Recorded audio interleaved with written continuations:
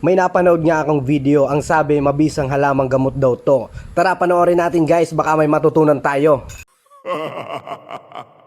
Huwag mong babasta-bastahin ang damong ito dahil alam mo bang napakaraming buhay noon ang isinalba nito? Ito ang damong hagonay mga kababayan. Pwede Kilala pala sa pang tradisyonal na gamot to. gamit ito sa mga sugat. Nakakatulong ito na mapatigil Ayan. agad ang pagdurugo sa sugat, makaiwas sa mga infeksyon at mapabilis ang paghilom ng mga sugat. Okay. Kung saan ito ay gamit na gamit noon ng mga sundalo sa digmaan. Maliban dito, ito rin ay ginagamit sa pigsa, kulugo at iba pang mga problema sa balat Ayun. tulad ng eksema. Dinidikdik o dinudurog lang ito hanggang sa umatas na siyang baka may ipapahid halaman at na ipagtatakal ganito sa inyo, apektadong guys. parte ng Gamot balat. pala to. Ang mga daw nito ay tradisyonal yung ginagawang Try tea. niyong humanap, Ginagamit ito baka para sa mataas na makatulong uric sa acid, inyo, lalo problema kung may sa bato at karamdaman atay, kayo. sa UTI, sa ubo, sipon at Okay, lagnat, sa okay. asthma at iba pang mga problema sa baga.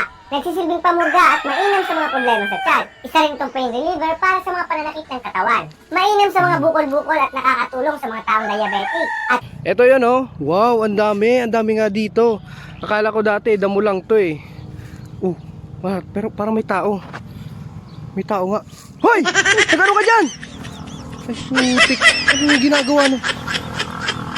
Ay, ano to? Ay, tumae oh.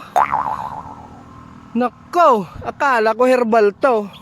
Pamunas lang pala ng puwet yun dito ah. Wala, wag na lang. Akala ko pwede itong panggamot. Pangpunas lang pala ng puwet. Pangit guys, hindi totoo.